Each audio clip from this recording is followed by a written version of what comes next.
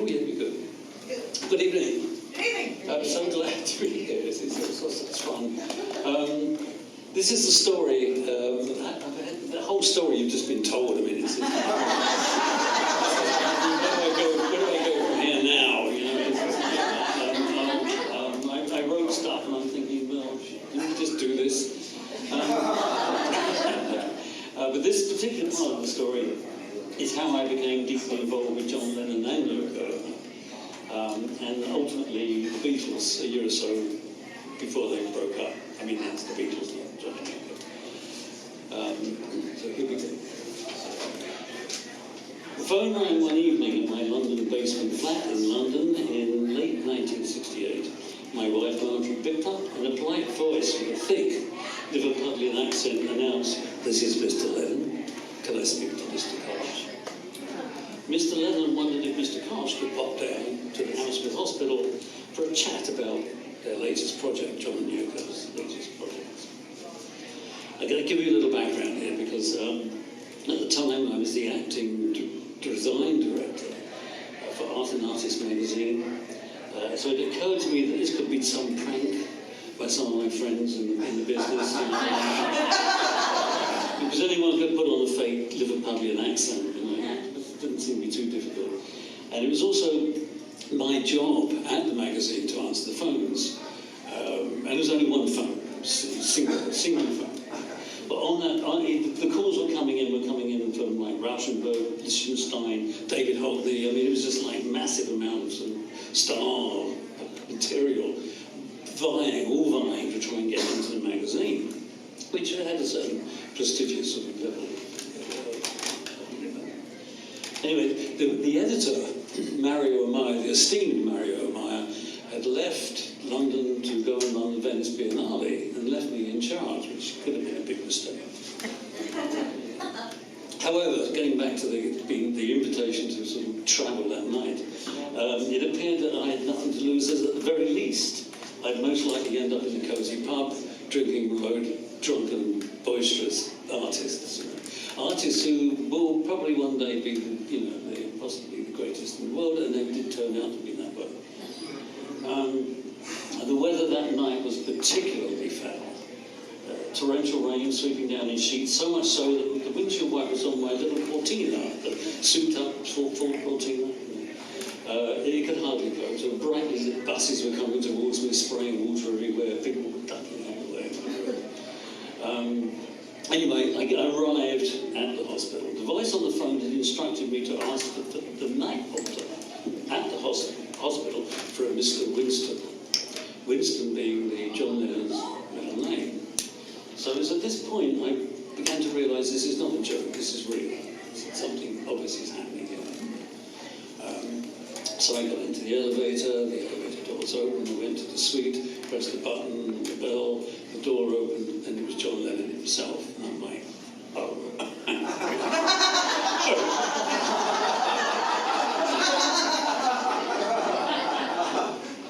And he was kind of short. Because you see the Beatles, you see them up there. And I thought, wait a minute.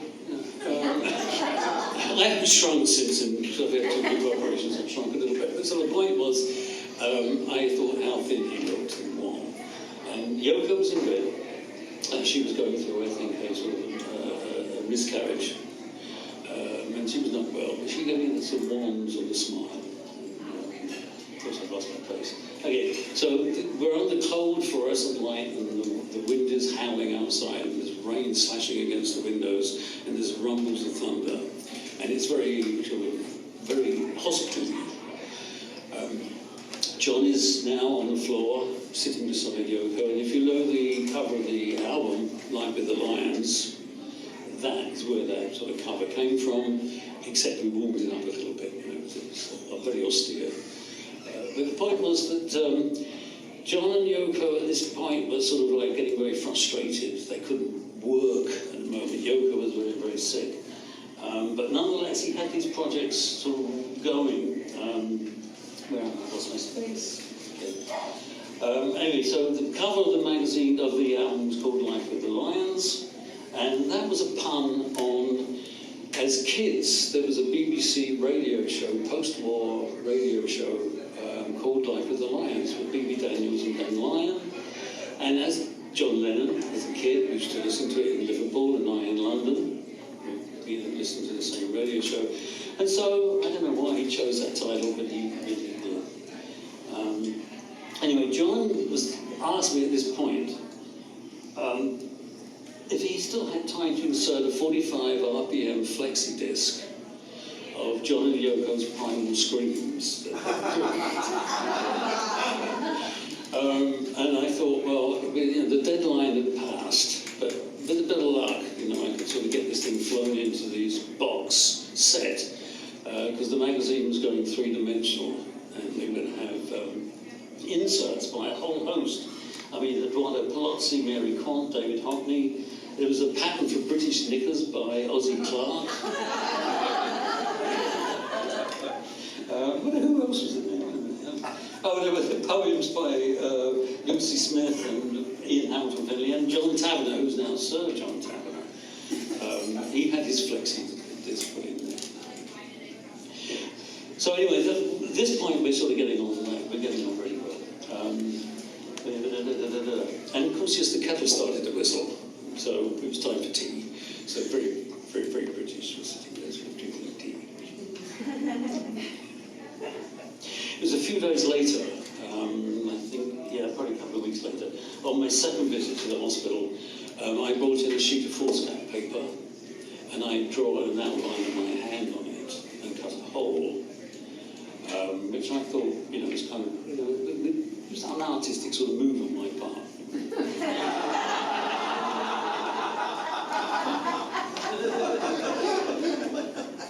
So whilst laying me through the peephole, Yoko chatted on about her two favourite subjects, conceptual art, of course, and auto-destructive pieces that destroy themselves in front of the audience. So, and she was, at this point, she was very animated and far more buoyant than in the previous video. So, John said that he and Yoko had appreciated my art direction and sparse design style for Art and Artist magazine. I was a minimalist at the time.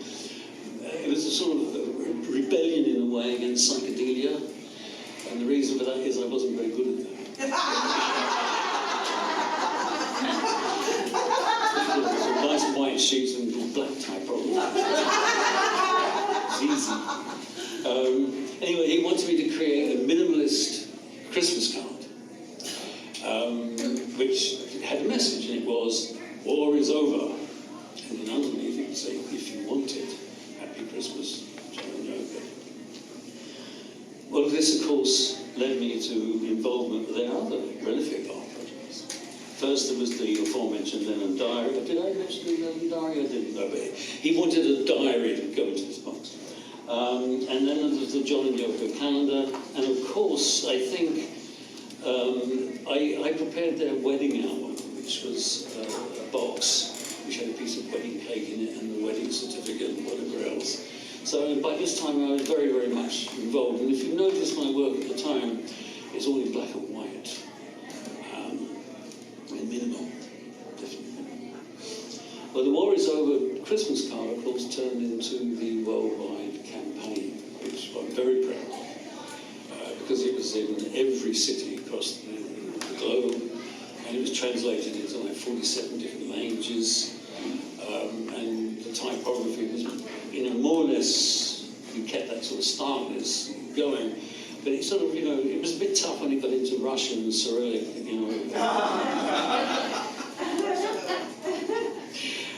nonetheless, we got there. But all these events were sort of timed to go with their planting of acorns in Montreal, Amsterdam, and London. So it's all part of the piece. At some point that evening, one evening, John looked at Yoko and suggested I find myself a desk at 3 Savile Row, Apple's headquarters. And I'm like, really? Because this is like now. Apple at this point, it was housed in the West End. It's become the hub of the rock world. Artists such as James Taylor, Billy Preston, Doris Troy, Badfinger, Mary Hopkins, all signed to this new label. The halls were filled with a motley crew: Hell's Angels, California hippies, rock stars, musicians, con artists, plaster casters, and and cordon bleu chefs in the kitchen. And in the basement, of course, the state-of-the-art recording studio that was in the final stages of construction, which is where I think they tickled Lady P.